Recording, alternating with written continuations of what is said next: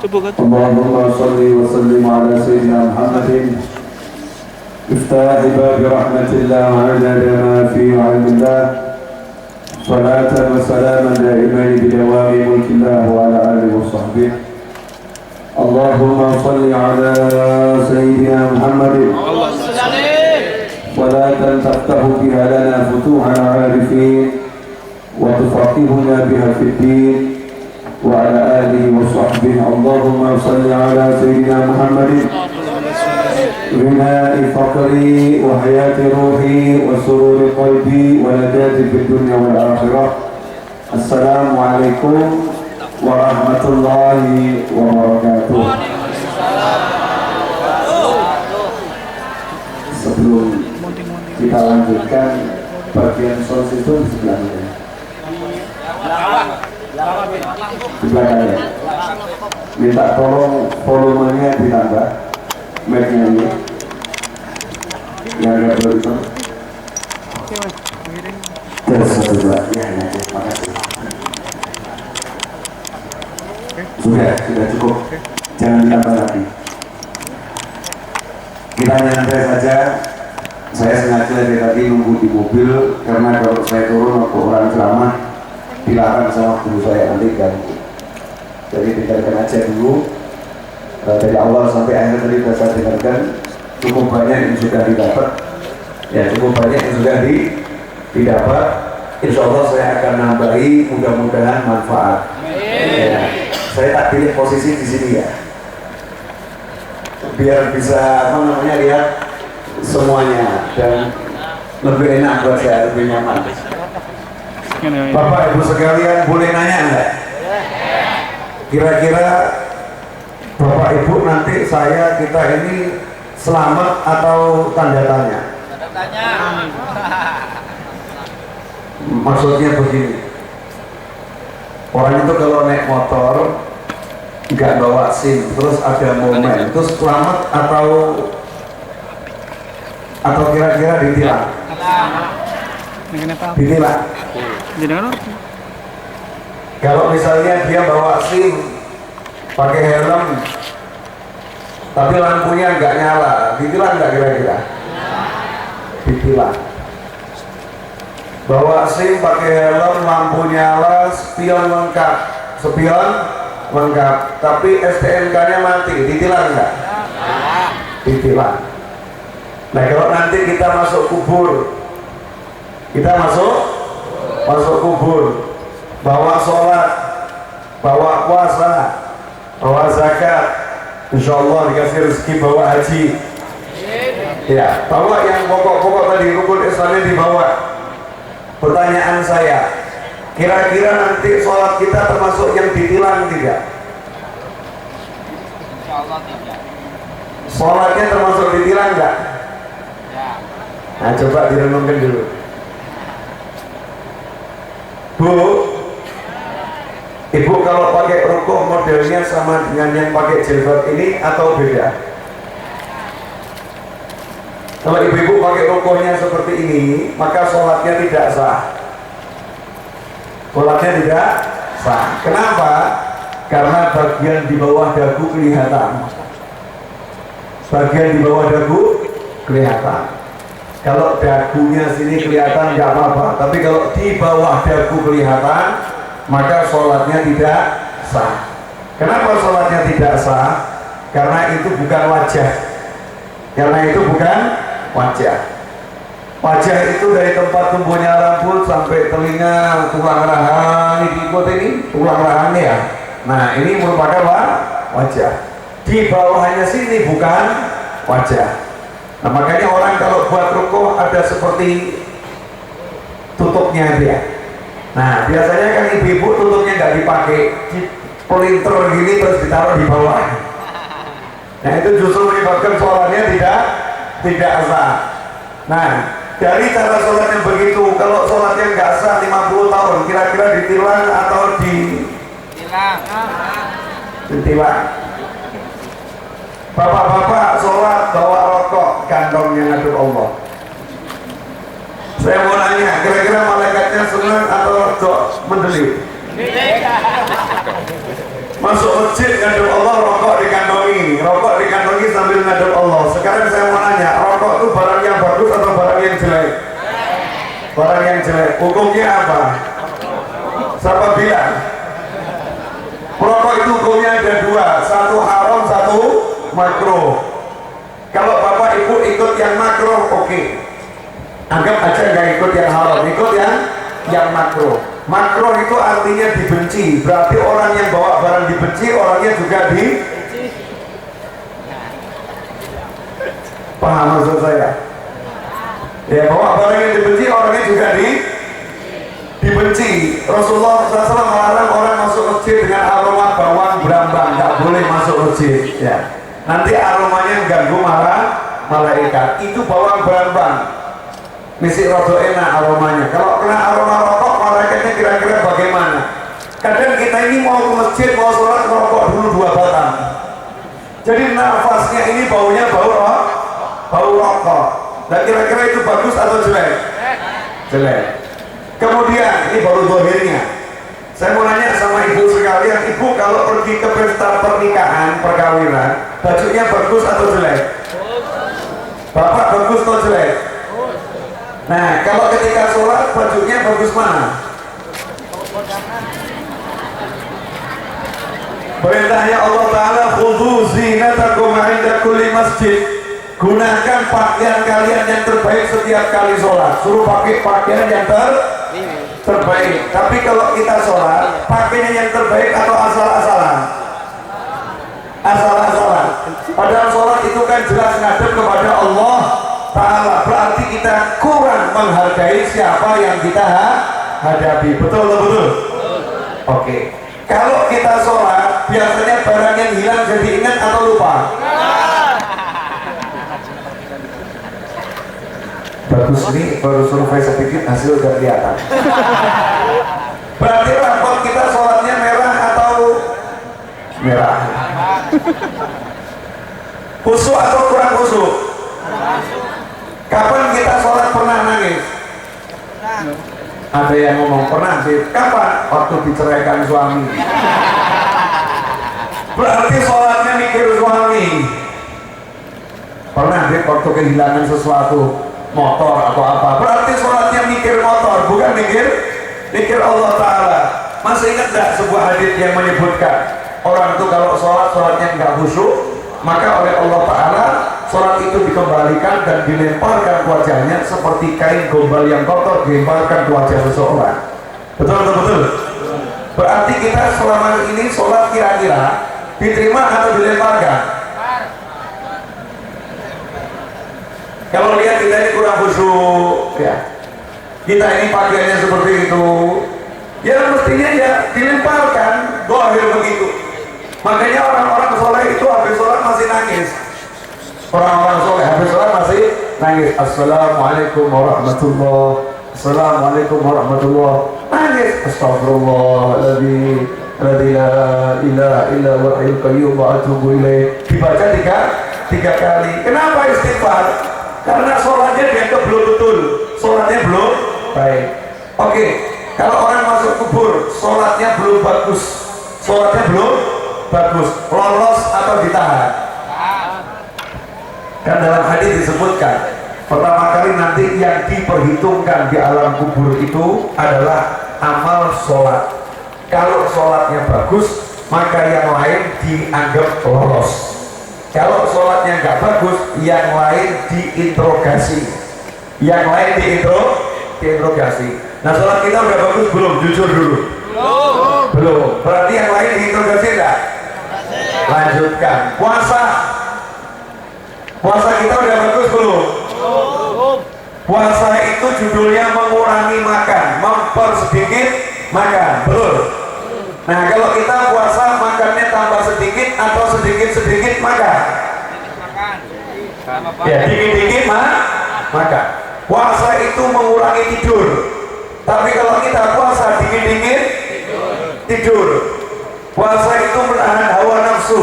Tapi kalau kita puasa memperturutkan hawa nafsu makan, nafsu ngomong, nafsu nonton, itu semuanya dituruti, alasannya untuk menghabiskan waktu. pengen nonton TV nonton, pengen ngobrol sama orang banyak ngobrol, biar menghabiskan waktu. Berarti puasa kita udah bagus belum? Belum. Haji, bagian haji. Ada umroh, bagian umroh. Orang zaman sekarang kita gak suudzon sama orang, gak boleh suudzon sama orang ya. Tapi yuk kita lihat kenyataan diri kita sendiri. Orang dulu kalau umroh atau haji lihat Ka'bah nangis. Coba Bapak Ibu nanti survei, tanya sama orang yang berangkat umroh, kamu lihat Ka'bah nangis atau biasa saja? Selfie. Tanya nanti sama orang yang umroh, survei. Kita kan sering lihat rombongan umroh ya. Itu sekarang sudah hampir nggak ada yang nangis. Yang ada apa? Selfie. Bawa handphone sampai depan Ka'bah, pertama kali selfie dulu. Saya sampai di depan Ka'bah. Jadi umroh haji sudah beda. Ya sudah berbeda. Kalau karunianya sama, orangnya nih loh. Orangnya udah berbeda. Haji juga kita ya minus, meskipun nanti di Arafah semua yang hukum pasti diampuni Allah, semua yang hukum pasti diampuni Allah, tapi kualitas haji kita itu jauh sekali ya. Ampunan cuma ganjarannya jauh berbeda dengan orang-orang yang terdahulu. Berarti haji kita juga minus. Nah, kalau udah begitu selamat atau hancur? Nanti dulu, sabar, belum hancur, masih ada kesempatan. Misal saya ketemu polisi, saya mau ditilang, kalau saya kenal Kapolda kan lumayan. Assalamualaikum Pak, ya mohon maaf Pak, ini tergesa-gesa mau hadir majelis Pak, ini ada anak buah mau nahan mobil saya, bisa dibantu Pak? Ada kebijakan, bukan karena apa-apa, tapi ada kebijakan. Ada orang udah divonis dihukum 20 tahun penjara, divonis resmi di pengadilan, bisa bebas nggak? Bisa. Kalau dapat gerasi dari presiden, ajukan gerasi sama presiden di ACC, selesai, bebas. Kok bisa? Haknya presiden. Alasannya apa? Itu alasan prerogatif presiden, nggak usah dipertanyakan, itu urusannya presiden. Betul. Berarti kalau kita mau selamat di kubur, mau selamat nanti di mahsyar, mau selamat masuk surga, ada harapan. Apa harapannya? Minta tolong. Nah, terus yang bisa menolong siapa? Alhamdulillah ada. Nabi sudah menyatakan, yashfa'u yawmal qiyamah salat. Kelak di hari kiamat ada 3 kelompok manusia yang Allah beri kekuasaan untuk memberikan pertolongan dan pembelaan, memberikan syafaat. Syafaat itu artinya pertolongan, syafaat itu artinya pembelaan. Ya, saya akan bela dia, saya akan tolong dia, itu namanya memberikan syafaat. Ada 3 kelompok manusia. Yang pertama, siapakah itu? Al-Anbiya, yaitu para nabi. Kemudian yang kedua yaitu para ulama, al-anbiya, tsummal ulama, tsummal syuhada. Yang ketiga adalah para syuhada. Jadi nomor 1 nabi, 2 ulama, 3 adalah syuhada. Nabi banyak, dan alhamdulillah kita ini umat Nabi yang terbaik SAW. Kita umatnya Rasul yang terbaik, Nabi Muhammad SAW. Nabi Musa alaihissalam pun ini kepada kita semua, sampai pernah minta sama Allah agar dirubah statusnya dari nabi menjadi umat. Nabi Musa itu minta dirubah status dari nabi menjadi manusia biasa asal jadi umatnya Rasulullah SAW. Ya Allah, jadikanlah aku umatnya Muhammad SAW. Sama Allah ditolak. Nah, kamu punya tugas sendiri. Udah, kamu Musa, nabiku, ya Rasulku, tugasmu di sini, gak bisa jadi umatnya Rasulullah. Karena hebatnya umatnya Rasulullah, sampai Nabi Musa pengen turun tahta jadi umatnya Nabi Muhammad SAW. Nah, kita akan punya Nabi yang terbaik, Rasul yang terbaik, yang syafaatnya paling besar, kemampuannya memberikan pertolongan paling gede. Karena orang itu kemampuan orangnya beda-beda. Presiden bisa nolong, ya, Kapolri bisa nolong, Kapolda bisa nolong, Panglima TNI bisa nolong, orang kaya bisa bisa nolong, tapi kemampuan nolong beda-beda. Orang yang kekayaannya 1 triliun sama orang yang kekayaannya 1 miliar, kemampuannya memberikan pertolongan jauh berbeda. Nah, yang paling besar kemampuannya menolong adalah baginda Muhammad Sallallahu Alaihi Wasallam. Pertanyaan saya, kira-kira Kanjeng Nabi SAW mau tidak menolong kita? Mau. Pasti mau ya? Mau. Nah, pertanyaan kedua, kita ditolong mau nggak? Mau. Nanti dulu. Saya mau ngasih contoh. Ada orang mau ngasih sumbangan. Ada orang mau ngasih sumbangan. Kita mau diberi sumbangan. Tapi kan ada aturan mainnya. Ada aturan mainnya. Bagi siapapun yang mau menerima sumbangan ini, harap mendaftar kepada Pak RT. Harap mendaftar kepada Pak RT. Yang daftar pasti dapat. Yang nggak daftar dia tidak dapat. Aturan mainnya seperti itu. Nah, untuk mendapatkan pertolongannya Nabi SAW ada aturannya. Aturannya apa? Daftar. Jadi Bapak, Ibu, saya, kita semua harus mendaftar. Kalau nggak mendaftar ya nggak dapat. Nah, pertanyaannya, daftarnya mudah atau susah? Saya mau kasih gambaran gini. Kita mau bayar rumah sakit 10 juta. Punya tetangga kaya raya, uangnya bermiliar-miliar. Mau pinjem utang ya, utang 10 juta kepada tetangga yang kaya raya untuk biaya pengobatan di rumah sakit. Kira-kira mau pinjemnya mudah atau susah? Ya. Kita bicara nemuinnya dulu, jangan pinjemnya, nemuinnya. Tok, assalamualaikum, waalaikumsalam. Bapak ada, maaf lagi tidur. Bangunnya jam berapa? Nanti jam 4. Oh iya, sampaikan ya saya ada perlu. Jam 4 saya datang lagi. Oh iya, jam setengah 4 jenengan pergi ke rumah bapak tersebut. Tok, assalamualaikum, waalaikumsalam. Bapak ada, baru saja keluar. Kembali jam berapa? Sekitar jam 7 insya Allah. Sampaikan ya saya ke sini. Jam 7 kita ke sana. Assalamualaikum, waalaikumsalam. Bapak ada, sudah istirahat, tidak berani ganggu. Nemuinya saja susah, apalagi ngucap ngutang. Betul. Ini mau nemui orang kaya, mau nemui seorang pejabat, gak mudah. Tidak mudah. Nah, ini kita mau minta tolong Nabi Muhammad SAW di alam sana, yang Nabi sudah di surga. Nabinya di surga. Ya, kita masih status belum jelas. Terus kita mau nyuruh Kanjeng Nabi silahkan keluar dari surga, jangan masuk surga dulu, tolong saya ini. Ya Rasulullah, jangan enak-enak di kuburan, di alam barzakh jangan bersenang-senang, tolong saya ini menghadapi munkar wa nakir. Ya Rasulullah. Dan kira-kira itu mudah atau susah? Seharusnya kan susah ya. Nah, untungnya dibuat mudah oleh Nabi Muhammad SAW, nggak dibuat angel. Kenapa? Karena Nabi SAW akan ada setiap kali umatnya ditanya oleh malaikat munkar wa nakir. Dalam hadis Sahih Bukhari, ini kadang orang nggak merenung. Dalam hadis Sahih Bukhari itu ada kalimat, ya, sesungguhnya kalian tuftarun, kalian akan mendapatkan fitnah di kubur kalian. Kalian akan mendapatkan fitnah di kubur kalian. Fitnah itu apa? Ujian. Nanti ada malaikat munkar wa nakir, kemudian malaikat akan nanya, ma ilmuka bihadzal rajul, ma ilmuka bihadzal rajul, apa pengetahuanmu tentang pria yang satu ini? Artinya bihadza, hadza. Malaikat mengatakan hadza, itu manusianya ada di depan mata. Ma ilmuka bihadzal rajul. Kalau orang kafir, orang munafik gak bisa jawab. Tapi kalau mukmin akan mengatakan Muhammad Rasulullah.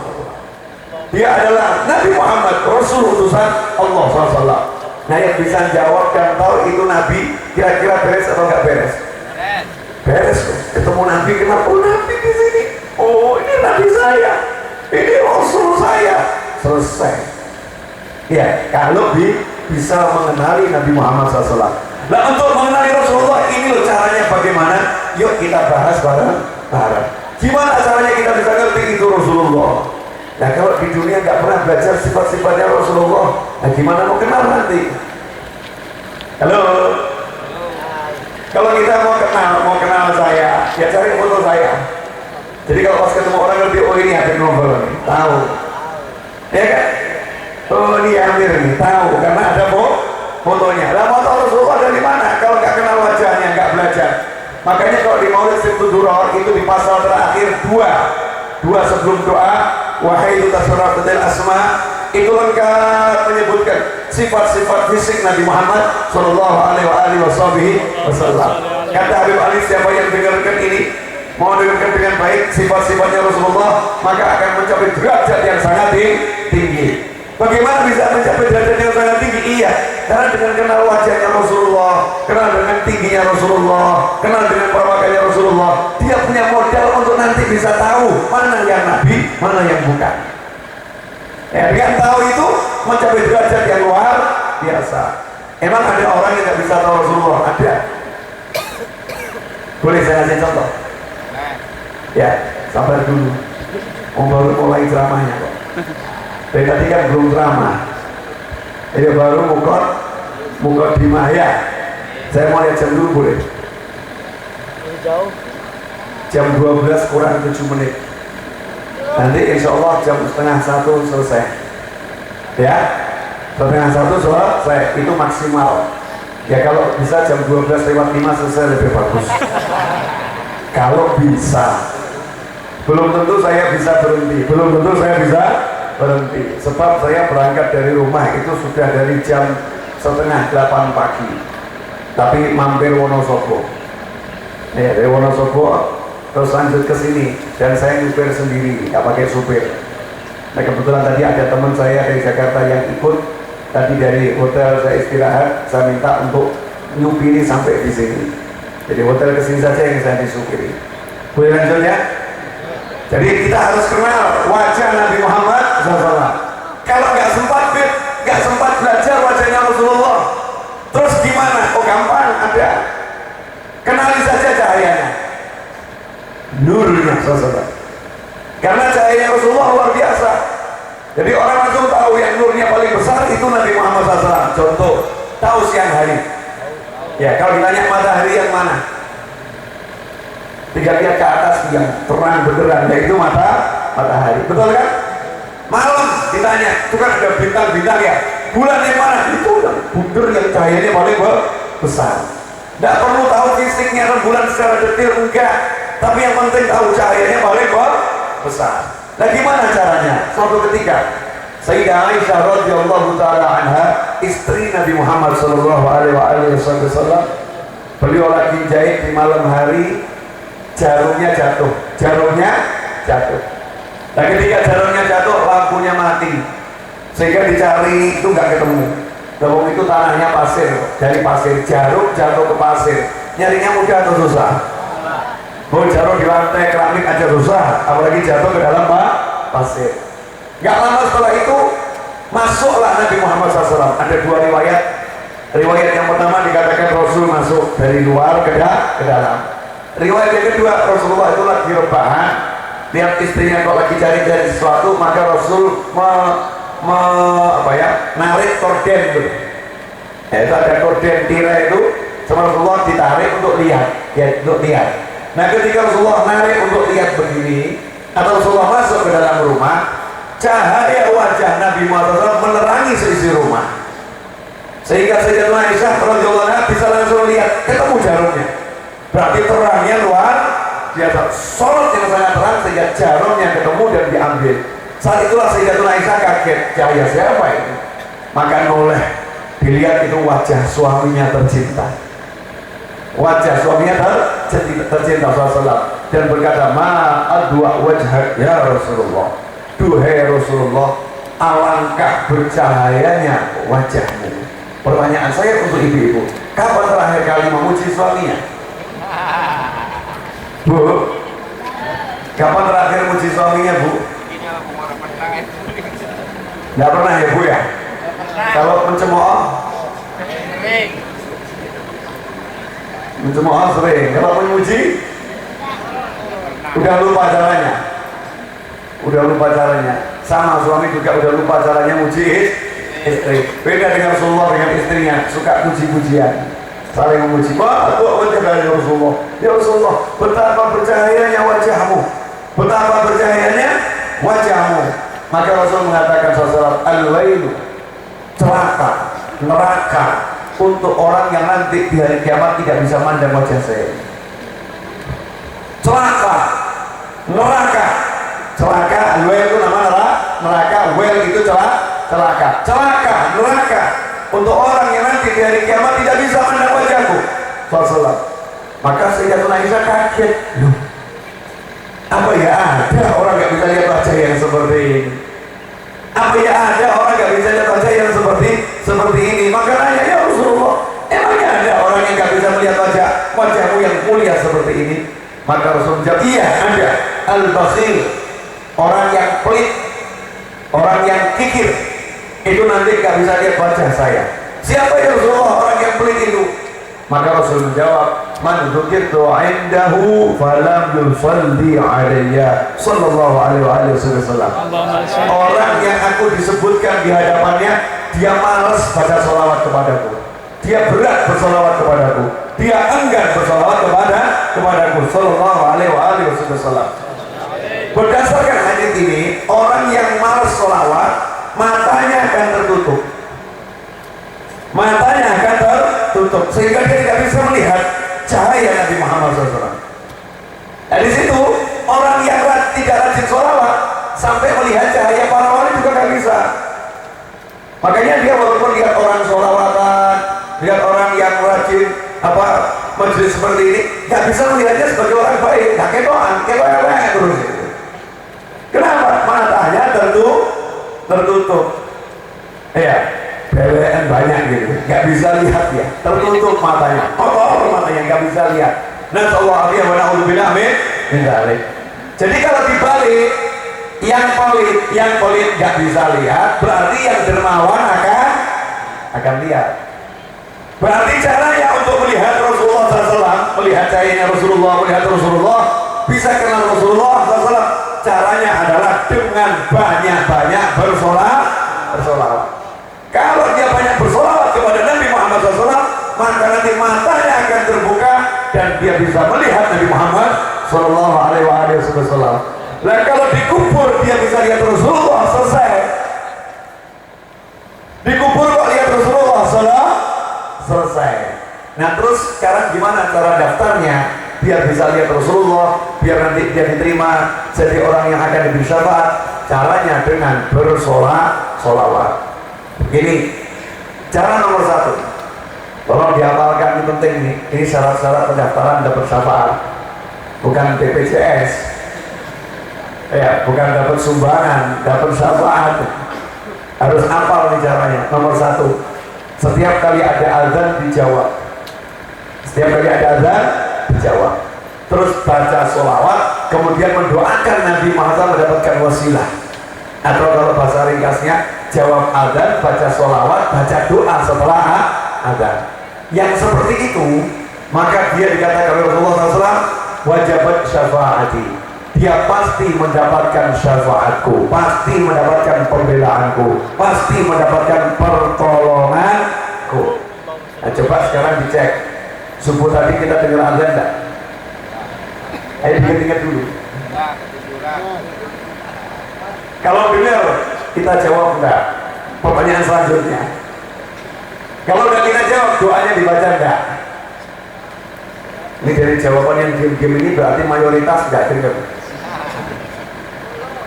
Kalau benar mungkin mayoritas juga lupa enggak jawab, enggak baca doa. Berarti subuh gagal. Zuhur tadi, zuhur ada azan enggak? Ada. Lah kita dengar enggak? Dengar. Jawab enggak? Baca doanya enggak?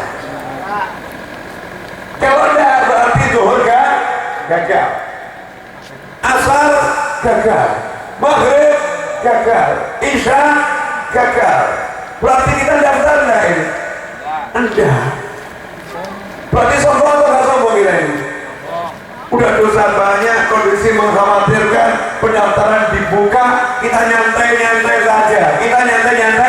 saja, menganggap remeh. Mestinya Nabi marah, tapi enggak begitu Rasulullah SAW. Beliau masih memberikan kesempatan yang lain. Yang ini agak susah ini, sebab orang yang malas-malas seperti kita diajak begini atau aku. Ada pendaftaran yang mudah untuk semua orang, yang malas juga bisa ikut. Apa itu? Siapa yang pagi sholawat 10 kali, sore sholawat 10 kali, adrokat syafaati, dia mendapatkan syafaatku. Gampang kok. Jadi mau dapat syafaatnya Rasulullah SAW, pagi baca sholawat 10 kali, sore baca sholawat 10 kali. Sholawatnya bagaimana? Terserah.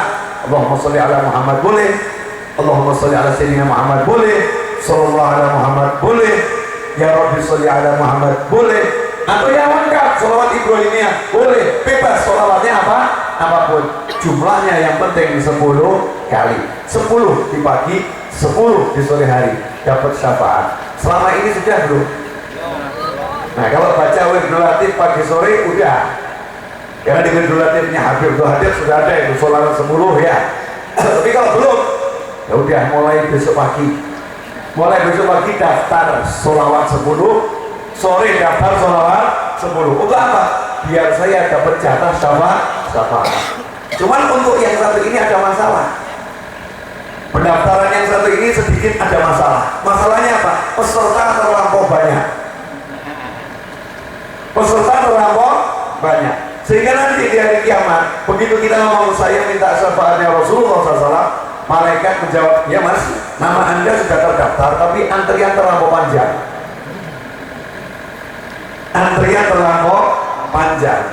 Nah ini kira-kira mengerikan apa nggak mengerikan ini? Kan makanya ada orang masuk neraka dulu baru nanti dapat syafaat, kan ada itu. Kenapa? Antriannya terlampau panjang ini. Ada yang dikubur udah dapat pertolongan, antrinya nggak banyak, dia cepat. Nah gimana caranya biar kita nggak ngantri? Caranya biar tidak ngantri, ya sholawatnya jangan cuma yang 10 itu. Yang 10 dijalankan ada plusnya. Plusnya apa? Satu, saya mau cari yang gampang, boleh? Misalnya nih kalau diamalkan langsung banyak sholawatnya.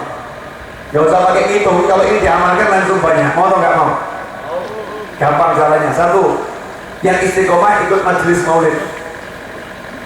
Karena ada setiap malam Jumat baca maulid itu ya, hadir saja. Insya Allah nanti dapat sholawat yang banyak. Yang kedua, nah ini tiap hari kita lakukan. Tadi kita satu hari duduk berapa kali? Ini duduk, nanti bangun terus duduk lagi, betul kan? Nanti bangun lagi, duduk lagi, bangun duduk, pindah dari satu tempat ke tempat yang lain, bangun duduk. Kira-kira satu hari berapa kali? Bisa dihitung nggak? Nggak bisa dihitung. Banyak atau sedikit? Banyak. 100 kali? Lebih ya. Bangun duduk kita ini satu hari lebih hitung 100 kali. Lebih kan? Ingat sabda Nabi Muhammad SAW, siapa yang duduk tidak berzikir kepada Allah dan duduk tidak bersolawat kepada Nabi-Nya SAW, maka duduknya itu menjadi penyesalan buat dia kelak di hari kiamat. Makanya orang kalau mau duduk, Bismillah, Allahumma sholli ala Sayyidina Muhammad SAW, atau Bismillahirrahmanirrahim Sallallahu ala Muhammad. Habib Ali Al-Habsyi, pengarang Maulid Sembudulur, mengajarkan begitu. Kalau mau duduk pada Bismillahirrahmanirrahim Wassallallahu ala Sayyidina Muhammadin wa ala alihi wa sallam. Pokoknya Bismillah semua baca sholawat. Nah kalau udah duduknya Bismillah baca sholawat, berarti dengan cara seperti itu saja satu hari sholawatnya udah berapa kali? Banyak kan? Tanpa ngitung, tanpa sadar sholawatnya udah banyak. Sehingga nanti kalau ada pembagian syafaat punya nilai lebih. Satu kampung mungkin sholawatnya paling banyak dia. Oh satu kampung ini saya paling banyak, jadi nanti ngantrinya nggak panjang ini. Yang lain biar ngantri, saya nggak panjang. Mau lebih hebat, tambah lagi. Satu hari buat zikir, wirid, sholawat. Jangan cuma bangun duduk itu aja, tapi apa? Buat angka tertentu. Satu hari saya mau sholawat 1000 kali. Orang yang satu hari sholawat 100 kali itu dijamin dalam hadis. Siapa yang satu hari sholawat 100 kali, maka dihapuskan sifat munafik dari dirinya dan dihapuskan dia dari catatan penghuni neraka. Jadi namanya di neraka gak ada itu. Kalau satu hari sholawat 100 kali. Kalau satu hari sholawat 1000 kali udah langsung masuk surga itu. Gak kenal neraka lagi. Satu hari sholawat 1000 kali. Nah tergantung kita mau gak diperbanyak sholawat. Dalam sebuah hadis Nabi Muhammad SAW bersabda, "Awlan nasi bi yaumil qiyamah aktsharuhum 'alayya sholatan." Atau kama qala sallallahu. Di antara semua manusia kelak di hari kiamat yang paling dekat dengan saya, yang paling berhak mendapatkan pertolongan saya, yang paling mulia bagi saya, awlan nasi bi, yaitu manusia yang paling banyak bersolawatnya kepadaku di antara seluruh manusia. Di antara mereka semua yang solawatnya paling banyak, itu paling dekat. Makanya itu ada cerita, ada seorang wanita nangis-nangis kurang lebih 20 atau 15 tahun yang lalu. Jadi zaman ini ya, bukan zaman dulu. Ada ibu-ibu tuh nangis-nangis di Syria sana. Nangis-nangis, terus ditanya sama seorang ulama, "Bu, kenapa nangis?" Karena seperti orang yang kena musibah besar. Suaminya meninggal atau anaknya meninggal, nangisnya luar biasa. Terus ditanya, "Ibu kenapa nangis?" Jawabannya, "Saya nangis karena udah 3 hari tidak ditemui Nabi Muhammad SAW. 3 hari saya tidak ditemui Rasulullah, makanya saya nangis." Ulamanya kaget, "Loh Bu, emangnya biasanya ibu ditemui berapa hari sekali?" Dijawab, "Saya biasa ditemui tiap hari. Tiap hari saya ketemu Nabi Muhammad SAW. 3 hari ini saya tidak ditemui Rasulullah. Entah apa dosa saya." Maka ulama tadi nanya, "Ibu kok bisa tiap hari ketemu Rasulullah SAW? Caranya bagaimana?" Caranya mudah. Mudah bagaimana? Saya baca sholawat yang banyak. Kata ibu tadi mudah, baca sholawat yang banyak. Berapa kali ibu satu hari? Tidak banyak, cuma 15.000 kali. 15.000 kali katanya tidak banyak. Nah kalau ibu-ibu 15.000 itu kelasnya wanita ya Bu ya. Itu kelasnya wanita. Kalau pria ya 2 kali lipat. Ar-rijalu qawwamuna 'alan nisa. Wanita itu selalu bagiannya setengah, betul kan ya? Kalau saksi itu wanita 2, kalau pria cukup 1. 1 ini jadinya 2. Makanya kalau wanita itu 15.000, pria seharusnya 30.000. Nah ini yang punya satu hari sholawat 15.000 kali. Ketika nanti dari kiamat tidak syafaat, gampang. Yang satu hari sholawat 15.000 kali, silakan maju. Kosong cuma dia mungkin. Sama berapa orang? Yang lain muncul, tidak punya. Yang lain nggak punya. Dan sekarang ini kita udah hancur-hancuran, sholat nggak ada, puasa nggak ada yang betul, ya zakat yang nggak benar, sedekah yang suka mengundat-undat, bahkan kalau sedekah milih duit yang paling jelek, ya keluarganya berat. Kalau untuk sedekah berat, tapi kalau untuk ke toilet mudahnya luar biasa. Ini kita ini. Nah udah hancur-hancur begini, kita butuh ditolong. Biar ditolong suruh sholawat. Sholawat ini aja beratnya luar biasa. Kalau nggak ada masjid-masjid begini, mungkin nggak sholawatan kita. Mungkin nggak baca sholawat.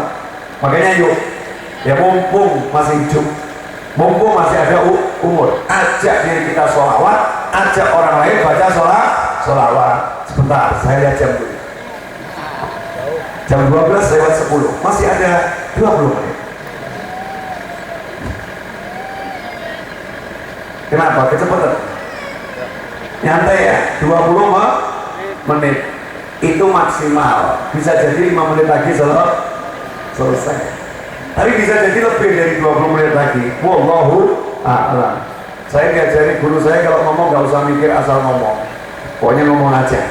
Ya, kalau nanti sudah tidak bisa ngomong ya diem. Ngapain gak bisa ngomong, masa ngomong. Udah mau dia ngomong. Pengen mandek ya mandek. Omongkan yang di hati, nggak ada di hati yang nggak usah diomongkan. Hidup jangan dibuat susah. Enak jadi seperti orang gila tuh. Orang gila itu hidupnya enak, nggak banyak mikir. Makanya orang gila banyak yang selamat. Betul kan? Ya, makan di tempat sampah ya sehat. Nggak pakai baju kehujanan kepanasan ya sehat. Tidur dimanapun ya sehat. Nyebrang nggak pakai mikir ya selamat. Sementara kita makan mikir, nyatanya sakit. Tidur di kamar ber-AC justru masuk angin. Repot nggak repot? Nah, karena kebanyakan mikir, semua dipikir ya. Mikirnya itu yang menyebabkan jadi penyakit. Hal ini yang dimuliakan Allah Ta'ala. Sholawat ini cara paling bagus untuk mendapatkan ampunan, cara paling bagus untuk selamat, dan cara paling bagus untuk menggapai kebahagiaan dunia. Dunia ini mau kabul hajatnya, pegang di sholawat. Mau saya jadi rumusnya, tapi jangan lupa komisinya ya. Jangan lupa komisinya, kalau dapat jangan lupa komisinya. Yang ngajari dikasih. Rasulullah SAW pernah sahabat dapat kambing banyak karena ngobati baca Fatihah. Maka Rasul mengatakan, mana jatah saya? Jangan lupa, saya juga diberi jatah. Kenapa? Kalau yang ngajari baca Fatihah Nabi Muhammad SAW, oleh Rasulullah minta jatahnya untuk menunjukkan halal gitu ya. Halal sampai minta jatahnya.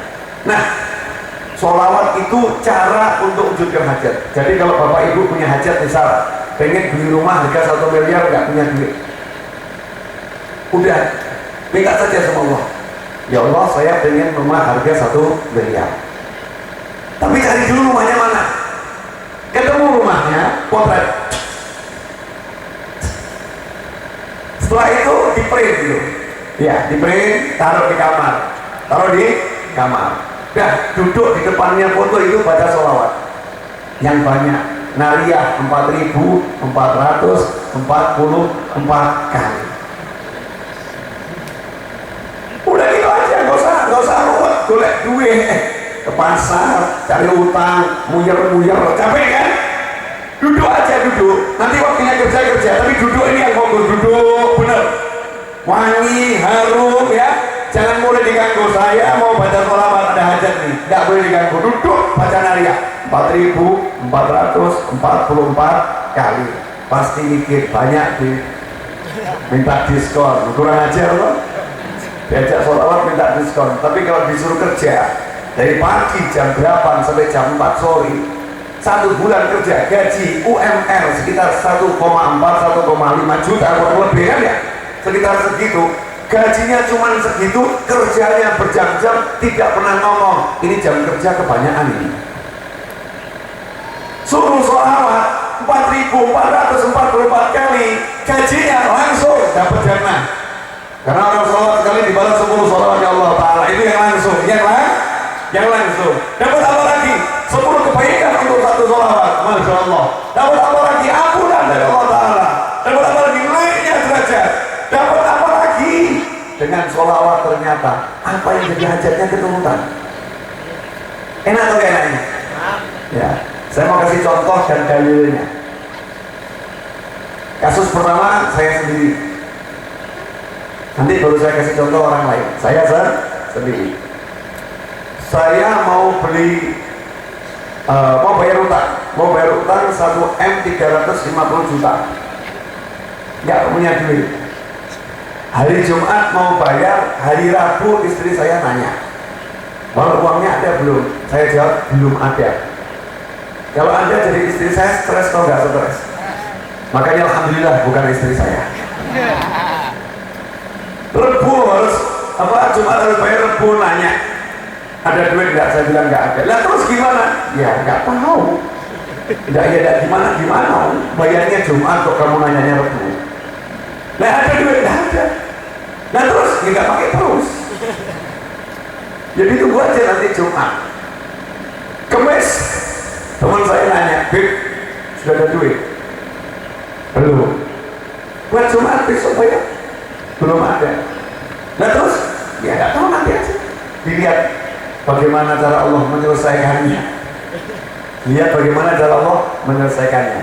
Ya udah Bib, kalau begitu saya mau bantu boleh? Oh boleh. Saya mau bantu tapi saya carikan hutanan Bib. Boleh? Iya boleh. Saya akan carikan hutang 500 juta Bib. Silakan. Lumayan kan? Jadi cuma kurang 850 juta. Hari Kamis juga ada teman saya telepon nanya, uangnya udah ada belum? Belum. Nah terus gimana? Tadi ada yang mau carikan hutangan 500 juta, jadi masih kurang 850 juta. Maka teman saya jawab, ya kalau begitu sisanya saya yang carikan hutangan. Jadi dua-dua ini nggak punya duit, sama-sama cari. Berarti sudah ada belum nih? Ya belum ada. Yang ngomong juga sama-sama orang nggak punya duit kok. Saya akan carikan hutangan. Nah, jadi saya nggak usah nyari hutan. Diam aja. Jumat pagi saya tanya teman saya yang pertama, sudah ada duitnya, silahkan Habib terus berdoa. Sampai jam ini belum ada serupiah pun. Yang punya tanah itu kan beli tanah untuk majelis. Yang punya tanah telepon, Beb, hari ini bayaran. Oh iya, nggak lupa Anda, tapi jangan pagi, pada asar. Nunggu bank tutup dulu karena kita mau ambil duit dari bank banyak, jadi butuh proses. Oh iya, Beb, siap, pada asar. Masya Allah, nggak punya duit janjikan habis asar. Keren atau nggak keren? Kira-kira puyeng atau santai? Santai, karena saya sudah punya rumusnya. Santai, nanti saya ajarin rumusnya. Mau? Ya. Subhanallah, sebelum duhur yang 850 juta sebelum azan Jumatan itu ya bilang, Habib, alhamdulillah ini yang 500 masuk, sudah saya transfer dari berapa bank, dapat 500, kurang 350 ya Habib ya. Siap. Alhamdulillah, hampir separuh sudah ada. Pada Jumat yang dari teman saya pertama lapor, Habib ya sudah dapat 300 Habib, yang 200 nyusul. Menjelang jam 3 yang teman saya kedua, Habib yang 350 sudah ambil sekarang ya, ambil sekarang sebelum bank itu tutup, genep cuma kurang 200 juta. Nah, saya tanya sama teman saya pertama, saya bawa uang ini pulang ke rumah karena udah ditunggu sama orangnya kan, sama notaris. Ada yang 200 belum dapat Habib.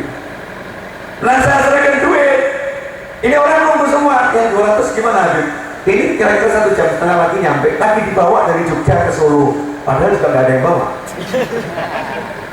Karena teman saya itu tinggalnya di Jogja, saya bilang baru bawa dari Jogja ke Solo, saya nggak bohong, tinggalnya di Jogja. Saya telepon lagi, gimana dapat enggak?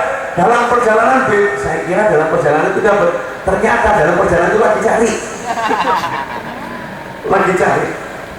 Udah saya pasrah, saya ngobrol terus sama yang punya tanah, yang ngobrol terus sampai jam 5:30 datang itu dari Jogja sama keringetnya luar biasa, bawa kantong kresek. Ini Beb, alhamdulillah dapat. Alhamdulillah dapat, selesai lunas 1M 350 juta dalam 1 hari. Setelah berapa bulan kemudian saya mau bayar sama teman saya ini ya, saya mau nyicil utang saya yang 500 juta. Teman saya ngomong, Beb, kita betul bicara empat mata dulu, kita atur yang benar ini. Oh ya boleh. Saya ajak keluar naik mobil menuju tempat ngopi. Di tengah jalan dia ngomong gini, Beb, coba ingat-ingat akad kita awal dulu. Iya, Bapak bilang mau saya carikan hutangan 500 juta. Betul Beb, begitu. Jadi yang cari hutang siapa? Ya Bapak. Lah iya, nah kenapa Beb yang bayar? Nah, yang cari hutang saya kok yang bayar Habib, itu hutang saya bukan Habib, saya bantu dengan cara nyarikan hutang dan saya udah berhasil, jadi bagian lunasi ya saya, bukan Habib, jadi Habib gak punya hutang. Saya mau nanya, enak apa gak enak? Enak. Pakai cabai enggak? Oh pakai, cabai ada. Cabainya bagaimana? Sebulan sebelumnya saya berangkat umroh gratis, di Medina. Saya baca sholawat munjiah 1000 kali. Jaminan siapa baca munjiah 1000 kali, hajatnya apapun dituruti sama Allah Ta'ala. Nah, saya baca munjiah 1000 kali, terus saya lapor sama Nabi. Kanjeng Nabi, hutang saya banyak. Ini cucu mau bayar hutang hari Jumat, tolong mintakan sama Allah. Caranya gimana? Yang penting gampang, nggak pakai repot. Selesai. Sholawat munjiah 1000 kali. Baca itu, nanti Allah akan kasih solusi, Allah akan kasih penyelesaian. Ingat anaknya Ustaz Yusuf Mansur, Winda Mansur. Ya, mau beli laptop gak punya duit, cari gambar laptopnya ditempelkan, disolawatin, kalau gak salah 1000 tuh tiap hari, disolawatin. Kemudian pergi ke toko, lihat laptopnya, dilihat, dipegang, disolawatin. Sampai yang punya toko itu, ini anaknya Ustaz Yusuf Mansur datang, udah gak dilayani lagi. Kenapa? Tahu paling cuma lihat dia, gak beli. Paling lihat dia gak beli. Suatu hari Ustaz Yusuf Mansur pulang dari Kalimantan, bawa kantong kresek ditaruh di meja. Ini ada orang titip buat kamu. Tadi ini ketinggalan di bandara, dikejar-kejar. Batin anaknya juga, biasa bapak kalau bawa oleh dari Kalimantan paling roti. Lebih penasaran ini roti apa? Ini roti apa? Dibuka, ternyata apa? Laptop yang dia pasang fotonya di kamar itu persis yang dia mau. Persis yang bapaknya juga kaget, loh ternyata laptop bapaknya juga nggak ngerti. Modalnya apa? Sholawat. Saya mau beli rumah untuk majelis waktu itu, bukan yang kedua, yang pertama. Harganya 1,1 M, nggak punya duit. Saya bilang sama teman-teman saya, kalau lewat rumah itu mandek, dipegang temboknya, baca sholawat ya. Doakan agar jadi milik saya untuk majelis. Teman-teman saya mandek, baca sholawat. Allahumma sholli ala sayyidina Muhammad. Subhanallah, kebeli. Makanya mas-mas kalau jatuh cinta sama seorang perempuan pengen dapat pegang baca sholawat. Tapi jangan salah, bukan perempuannya yang dipegang, bapaknya. Pegang perempuannya haram, nggak boleh ya. Bapaknya dipegang, ajak salaman. Allahumma sholli ala sayyidina Muhammad. Sholawatin. Bapaknya mau jawab, Allahumma sholli ala Allahumma sholli ala sayyidina Muhammad. Sholawatin terus nih, sambil pegang tangannya. Hati-hati, anak bapak jangan buat siapa-siapa. Anak bapak hanya untuk saya. Follow ala Muhammad. Sholawat no. Bapaknya disolawatin, udah tidak ada jurus yang lebih hebat daripada baca sholawat. Ustaz Sulman suruh pengen beli mobil, gak punya duit naik motor, mobil yang diingin dikejar, gak kekejar untuk lampu merah, mobilnya berhenti, dipepet, dipegang dilus-lus, Allahumma sholli ala sayyidina Muhammad, disolawatin tuh, sepanjang lampunya masih merah, minta semua mobil seperti itu, dapat, ya dah, dapat. Modalnya apa? Sholawat. Judulnya naik sholawat. Kalau udah naik sholawat, apa ada yang bisa menghalangi? Kalau udah naik sholawat itu harus minta syafaat, minta pertolongan Nabi Muhammad Sallallahu Alaihi Wasallam. Nah ini cara mudah. Orang dulu ngajarkan begitu. Ada nggak dalilnya? Ini pertanyaan orang zaman sekarang. Dalilnya mana? Gitu kan? Ya tadi amalannya, dalilnya. Ubay bin Ka'ab radhiyallahu anhu, seorang sahabat Nabi Muhammad SAW, lapor pada Rasulullah. Ya Rasulullah, saya ini hobinya baca doa dan hobi sholawat. Enaknya waktu yang saya gunakan untuk berdoa ini, saya pakai sholawat berapa lama? Maka Rasul nggak pernah maksa orang. Masih, ya terserah kamu. Mau baca sholawat berapa banyak, terserah kamu. Sahabat jawab, ya Rasulullah, minta pendapat ya.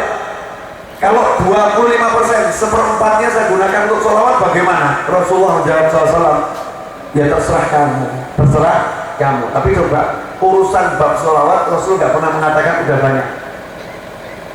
Terserah kamu, itu bagus, udah banyak. Seperempat itu banyak, nggak pernah. Rasul mengatakan, masyita, fa'in sita fahuwa khairun lak, atau kama qala sallallahu. Terserah kamu, tapi kalau kamu tambah lebih bagus. Sahabat dikasih tahu kalau nambah sholawatnya lebih bagus. Kira-kira nambah atau udah cukup? Nambah. Ya Rasulullah, 50% waktu saya doa untuk sholawat, terserah kamu. Kalau kamu tambah lebih bagus. Ya Rasulullah, 75% waktu doa saya untuk sholawat, Rasul menjawab, terserah kamu. Kalau kamu tambah lebih bagus. Bayangkan, sudah 75% waktunya doa buat sholawat, Rasulullah mengatakan kalau ditambah lebih bagus. Artinya apa? Terus gak usah doa gitu. Terus makanya sahabat jawab, ya Rasulullah, kalau begitu saya gak doa lagi deh. Saya gak doa lagi, gak minta-minta lagi sama Allah, dan doa lagi saya mau sholawatan aja. Maka Rasul jawab, kalau begitu apa yang jadi pengen kamu dikasih sama Allah dan dosamu diampuni Allah. Apa yang jadi pengen kamu dikasih Allah dan dosamu diampuni Allah. Jadi kalau pengen sesuatu nggak sempat minta, langsung dikasih sama Allah. Kenapa? Karena hidupnya dibuat baca sholawat. Inilah yang dipakai sama para habaib dan oleh guru-guru, para kiai, agar hajat terkabul. Jadi nggak usah minta, misal pengen mobil ya, pengen mobil, nggak usah doa begini setengah jam, Allahumma mobil, Allahumma mobil, Allahumma mobil, jangan. Nggak usah, cukup pasang niat, ya Allah saya mau mobil. Terus waktunya doa untuk mobil diganti baca sholawat nariyah 4.444 kali. Ini loh, waktu doanya udah dihabiskan untuk baca sholawat. Janjinya Rasulullah apa? Apa yang kamu inginkan akan diberikan dan dosamu diampuni. Itulah makanya ada nariyah, ada munjiyah, dan seterusnya, karena seperti itu. Paham nggak paham nih? Paham nggak paham? Nah, jadi kalau punya hajat bingung atau santai? Nah, terakhir kurang 5 menit, setengah 1 kurang 4 menit, terasa nggak? Saya ngomong cukup lama loh. Nggak terasa? Ini bukan manusia ya. Diajak ngomong pada nggak terasa. Saya mau ini penutup akidah, belajar bab akidah. Hidup itu mau seneng caranya gampang. Orang hidup kan cuma pengen seneng sama selamat, betul ya? Nah, bab selamat tadi udah kita belajar. Bab senengnya sekarang. Mau seneng. Kalau mau seneng caranya cukup satu, yakin sama Allah, selesai.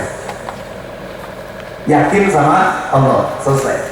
Sakit nanti dia seneng, nggak punya duit juga seneng, asal yakin sama Allah. Saya nanya sekarang, Bapak Ibu yakin nggak sama Allah? Yakin nggak sama Allah? Jawab yang tegas, yakin nggak sama Allah? Saya nggak percaya. Maksudnya nggak percaya itu artinya saya percaya Anda yakin sama Allah, cuma yakinnya seberapa gitu. Yakinnya seberapa? Coba sekarang kita cek dulu ya, Tuhan kita sama enggak? Tuhan, Bapak Ibu namanya siapa? Ayo jawab. Namanya siapa? Bu, Tuhan Ibu namanya siapa? Yang tegas, siapa namanya? Allah itu nama yang utama, masih punya nama yang lain. Ya kan? Lafzul Jalalanya namanya adalah Allah, tapi dalam Allah itu ada 98 nama. Dan bahkan Ibn Arabi mengatakan Allah punya 1000 nama. Oke, sekarang Allah kita sama enggak? Allah saya itu sangat-sangat sayang kepada hamba-hambanya tanpa batas, maha penyayang. Allah Bapak Ibu sama enggak? Allah saya maha suci. Allah jenengan? Allah saya maha mudengan. Allah jenengan? Sama. Allah saya maha kuat. Allah jenengan? Sama ya? Nah, sekarang saya mau nanya, Bapak Ibu yakin sama Allah? Halo? Ini penutup loh, yang semangat, yakin gak? Kita buktikan. Boleh ya kita buktikan? Misal besok Bapak atau Ibu harus bayar biaya rumah sakit 50 juta. Harus bayar biaya rumah sakit 50 juta. Bapak sama Ibu nggak punya duit, harus bayar jam 7 pagi. Malam ini puyeng atau santai? Goyang deh. Bingung atau nggak bingung? Oke, jawabannya serempak hampir 100%. Bingung, betul ya? Kenapa bingung? Nggak punya duit. Sekarang saya mau nanya, misal saya adalah sahabatnya Bapak, sahabatnya Ibu, sahabat. Saya punya uang 1 triliun. Amin, mudah-mudahan suatu saat punya. Saya punya uang 1 triliun. Bapak Ibu sama saya kenal baik, kita sahabat. Besok pagi Bapak Ibu harus bayar 50 juta, tapi Bapak Ibu punya saya sugih, saya baik, saya romo, saya ngerti sama jenengan, saya mudengan. Kira-kira jenengan bingung atau tenang? Tenang. Kenapa tenang? Karena punya saya, betul? Nah, jadi hebat. Bapak sama Ibu lebih percaya saya ketimbang Allah.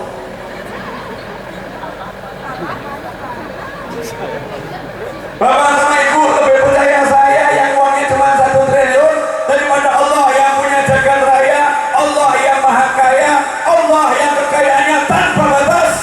Lebih percaya orang kaya yang bisa mati sewaktu-waktu. Betul? Berarti Bapak sama Ibu percaya tidak sama Allah? Percaya tapi yakin tidak sama Allah? Yakin tapi pakai tapi. Percaya tapi pakai tapi.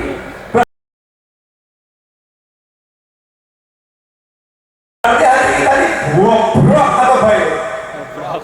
Bobroknya luar biasa. Allah yang cetowe yang terang. Allah itu terang banget tuh. Gini contoh saya katakan Allah terang banget. Ini pohon-pohon yang ada di muka bumi tidak usah jauh-jauh lah. Di wilayah sini pohonnya banyak ada. Banyak. Punya siapa itu? Punyanya Allah. Cukup tidak kelihatan kalau Allah itu sugih? Cukup kan? Cukup kelihatan Allah itu maha kaya. Kenapa kita nggak bisa percaya banget? Ini penyakit. Itu yang makanya kalau kita baca kitab Risalatul Mu'awanah karya Habib Abdullah bin Al-Haddad. Bab yang pertama itu bab yakin. Yang dijelaskan itu ilmu yakin dulu. Karena ini untuk full yakin bahaya. Orang kalau yakinnya lemah itu bahaya. Sampai Rasul bersabda, kadal faqru ayyakuna kufra. Hampir-hampir kefakiran buat orang jadi kufur. Bukan masalah miskin yang jadi kufur, karena miskin yang ngasih Allah, kaya yang ngasih juga Allah. Miskin yang buat jadi kufur itu bukan miskin harta, apa? Takut jatuh miskin. Orang kaya takut jatuh miskin. Orang yang udah miskin masih takut jatuh miskin. Nah ini yang bisa kufur. Itu yang nanti bisa kufur, masih mikir gimana kalau besok gak bisa makan ya, gimana kalau besok gak bisa begini ya, gimana kalau besok gak bisa, kalau besok gak bisa, kalau besok gak bisa. Itu penyakit yang luar biasa. Makanya harus kita obati. Kita harus ingat, Allah itu maha bisa, Allah itu maha kuat. Harus diyakini yakinnya, tidak bisa ditawar. Makanya saya katakan tadi, Jumat saya mau ditagih, waktunya duit saya tenang. Kenapa saya tenang? Saya yakin sama Allah saya. Oh, saya udah jalankan prosedurnya kok. Suruh baca ujian ya sudah. Ziarah bukan lagi ziarah wali. Orang ziarah wali ajarnya kabul. Saya ziarah Nabi. Rasulullah saya ziarahin sudah. Ya. Terus wali, Ashabul Baqi, sahabatnya Nabi, bukan wali Solo, bukan. Ini sahabatnya yang makamnya di Baqi ini. Itu bahaya wali. Di atasnya para wali, sahabat Rasulullah. Udah saya ziarahin, prosedur sudah bisa jalankan. Minta doa orang tua, teman, sahabat, jamaah pengajian sudah. Yasin berjamaah tiap Jumat kita baca. Niatnya diantaranya itu sudah, prosedur sudah saya jalankan. Goalnya saya cuma minta satu, hari Jumat utang saya lunas ya Allah. Masa saya nggak yakin? Nah kalau saya nggak yakin sama Allah, mau yakin sama siapa? Mau yakin sama sipulan-sipulan itu? Gak iso. Sipulan-sipulan itu gak bisa diyakinin. Gak iso itu hari ini begini, besok begitu. Betul ya? Makanya empuk yakin sama Allah Subhanahu wa ta'ala. Gampang kok? Gak angel. Mungkin kita udah yakin, udah ngerti Allah maha, Allah maha, Allah maha, Allah maha. Tinggal praktek hidup. Ojo kemerungsung. Selesai. Nah kita ini suka kemerungsung. Disuruh baca nanti 4.444 kali kita baca. Nah nanti kalau nggak kabul gimana Bib? Tiwas kesel. Coba bayangkan. Masa baca sholawat kok tiwas? Baca saja. Allah akan ngurus pakai caranya Allah. Jangan nggak usah mikir. Allah yang ngurus, caranya Allah. Nah kalau udah Allah yang ngatur caranya, ya kita nggak usah mikir caranya. Nggak mungkin caranya Allah. Judulnya juga caranya Allah. Saya pengen punya mobil Velfire itu, tapi saya nggak punya duit. Prosedurnya apa? Jangan lupa lihat di jalan sholawati dulu. Allahumma sholli ala sayyidina Muhammad. Gitu kan? Sholawati. Subhanallah, subhanallah. Alhamdulillah tuh dapat saya pakai itu tanpa mengeluarkan duit serupiah pun. Kok bisa duit? Iya. Dibelikan sama orang itu. Nih ambil pakai. Kalau dakwah biar gak capek. Enak atau gak enak? Enak apa? Ya mesti anda jawab itu kan habis novel. Kalau saya lain, itu setan. Itu setan. Allah kita itu sama. Bukan masalah sayanya, bukan, tapi Allahnya. Bedanya apa? Saya yakin sama Allah. Alhamdulillah, yakin, nggak ragu. Tidak ada kabar dikit, tidak ada. Pokoknya udah urusannya sama Allah, saya yakin. Kalau sama urusan dari dulu, manusia jadikan Habib nanti saya kasih. Habib dan batin saya tahu nggak? Siapapun orangnya, pangkatnya setinggi apapun, orang percaya. Punya anak buat jumlahnya puluhan ribu, orang percaya. Karena namanya manusia, nggak bisa dipercaya. Tapi kalau Allah, saya percaya.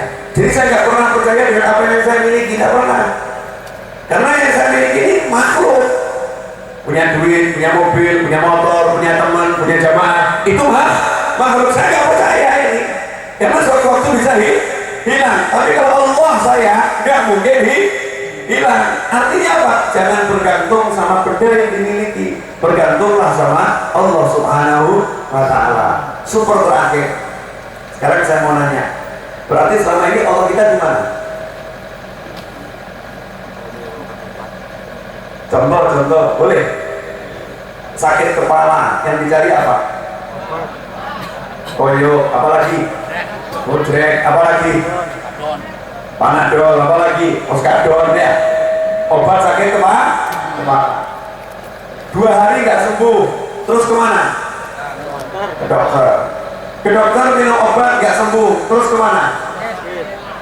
Rumah sakit. Rumah sakit nggak sembuh, terus ngomong apa?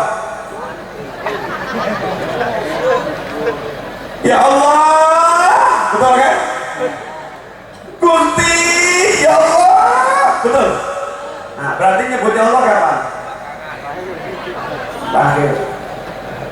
Nyebutnya Allah terakhir. Kalau udah nggak bisa, baru nyebut Allah. Berarti dari awal sombong. Dari awal merasa bisa, betul kan? Nah, itu penyakit. Jadi Allahnya itu baru ada terakhir. Allahnya baru ada kalau udah kepepet. Kalau udah kepepet, Allahnya baru ada. Tapi begitu apa mukmin beneran itu? Orang yang beriman itu Allahnya nggak pernah hilang. Alladzina yadhkuruna Allaha qiyaman wa qu'udan wa 'ala junubihim.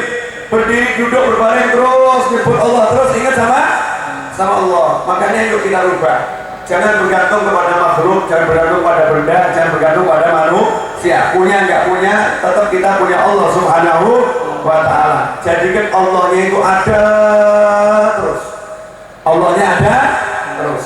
Walaupun dengan punya teman yang banyak, jangan merasa punya. Ingat tuh di dalam perang Uhud, merasa jumlahnya besar, ya kan? Lupa sama Allahnya, sesat saja. Yang lupa nggak semua, cuma dikit orang yang lupa. Hasilnya kena musibah semuanya. Semuanya kena musibah. Makanya Allah tidak boleh dilupakan, nggak boleh. Allah yang ada, kita nggak bisa apa-apa. Kalau udah bisa gitu hidupnya, ya, nggak akan kemerungsung. Nah ini kemerungsung yang repot. Kemerungsung itu nggak boleh. Kemerungsung itu bukan tergesa-gesa. Kalau Anda tergesa-gesa boleh. Ya, kemerungsung itu apa ya? Perasaan takut nggak terpenuhi yang diinginkan. Ada was-wasnya. Ya kemerungsung. Jadi gimana ya? Kira-kira berhasil ya? Gimana ya? Itu namanya kemerungsung. Kalau cepat bagus, ngebut bagus, asal selamat. Rasulullah itu pergi Mi'raj juga ngebut naik buruk. Betul kan? Apakah Rasulullah kemerungsung? Tidak kemerungsung. Segera mau ketemu Allah masa lama-lama. Ya segera. Bersegera itu bagus. Tapi kalau kemerungsung tidak bagus. Kemerungsung apa? Hatinya nggak tenang terhadap janji Allah. Itu namanya kemerungsung. Hatinya nggak tenang. Jadikan hati tenang. Kalau udah dikasih tahu kamu ziarah wali kabul hajat, udah tenang saja. Ya Allah, saya punya hajat ini. Udah ngomong kan? Udah tunggu. Yakinlah kabul. Entah Allah. Ojo kemerungsung. Kapan ya? Kira-kira hasil nggak ya? Nah ini yang buat kabul itu. Itu seperti anak terakhir ya, super terakhir. Biar cetok.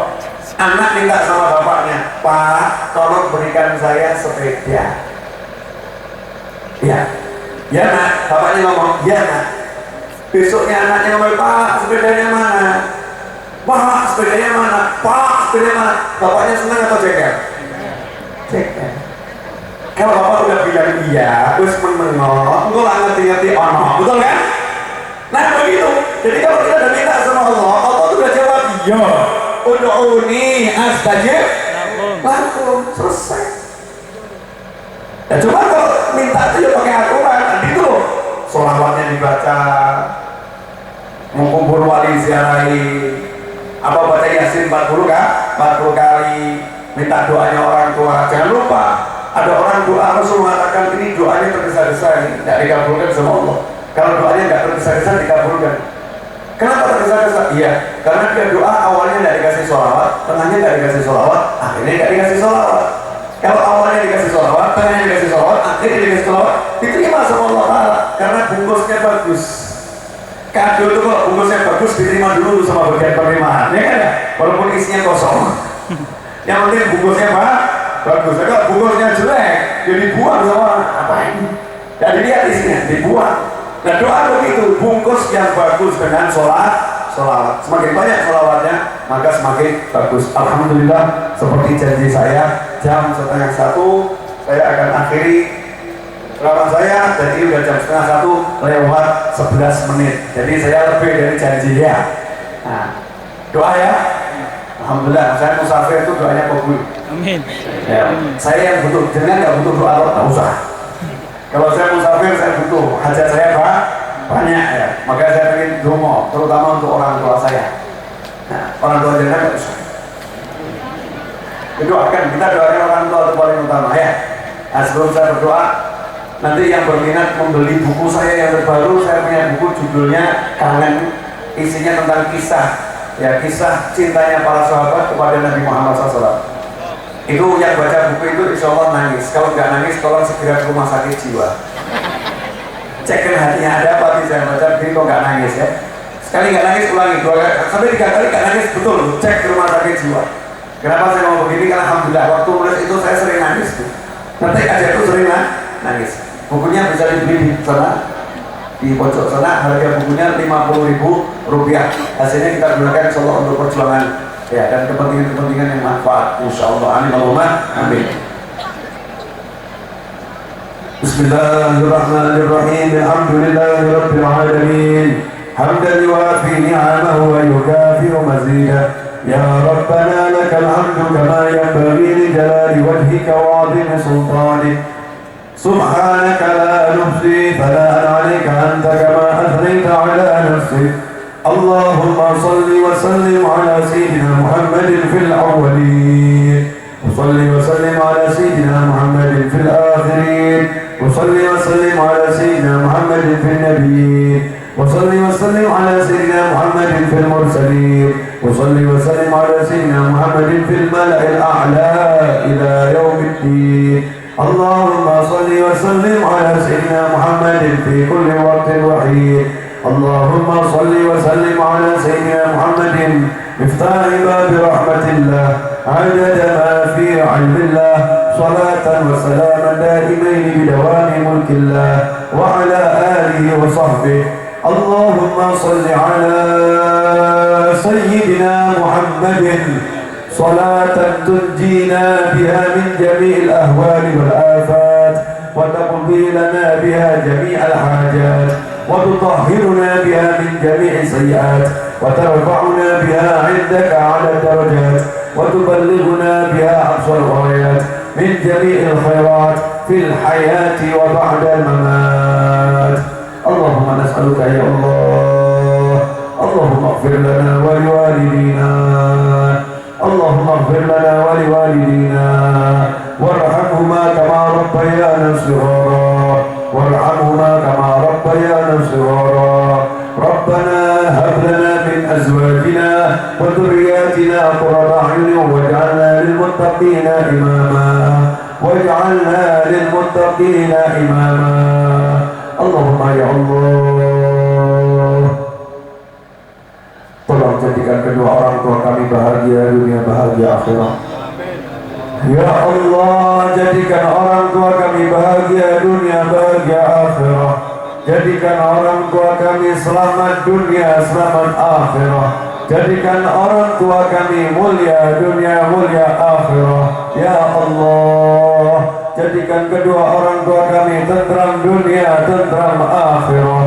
Ya Allah, tolong ampuni dosa-dosa kami terhadap kedua orang tua kami. Ampuni kesalahan kami kepada ayah bunda kami. Ya Allah, tolong jadikan ayah bunda kami ridha kepada kami. Ya Allah, tolong jadikan orang tua kami ridha kepada kami. Ya Allah, jadikan orang tua kami ridha kepada kami. Ya Allah, jadikan orang tua kami ridha kepada kami. Ya Arhamar Rahimin, Ya Rabbi. Untuk orang tua kami yang telah tiada, ya Allah, jadikan kuburnya sebagai taman-taman surga, ya Allah. Letakkan ruh-ruhnya bersama para nabi, para siddiqin, para syuhada dan para salihin.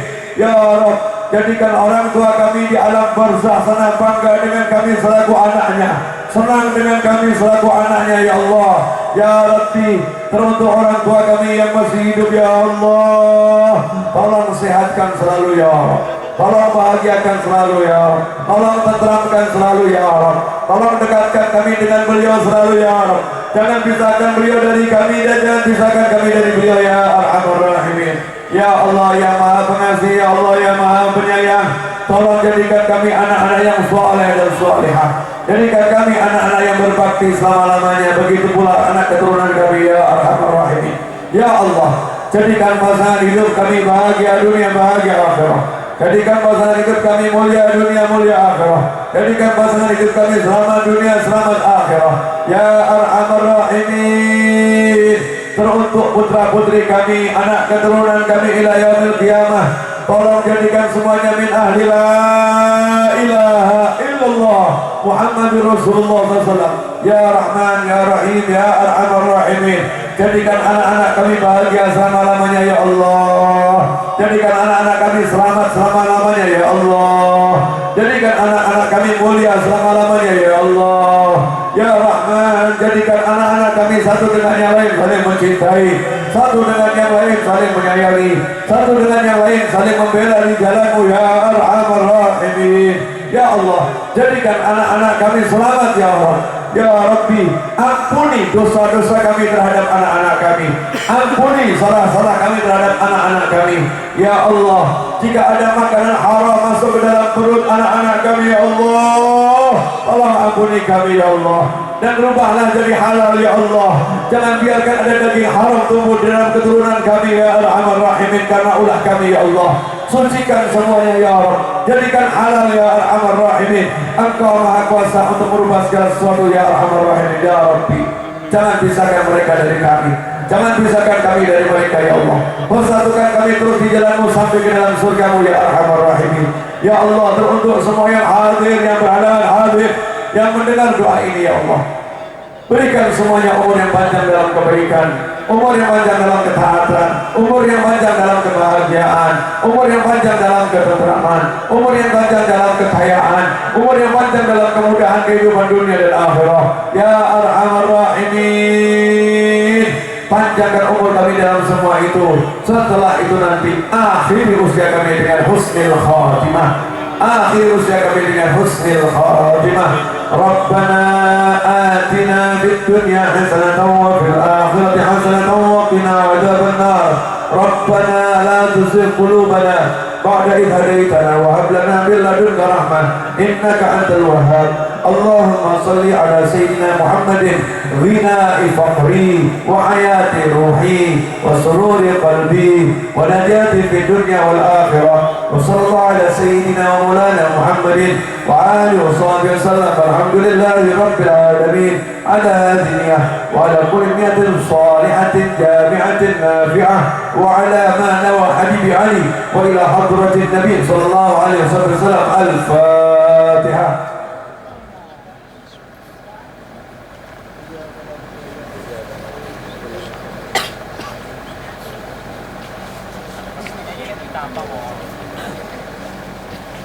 Terima kasih, semoga Allah ada manfaat. Mohon maaf atas segala kekurangan dan kesalahan saya. Wabillahi taufiq wal hidayah. Wassalamualaikum warahmatullahi wabarakatuh.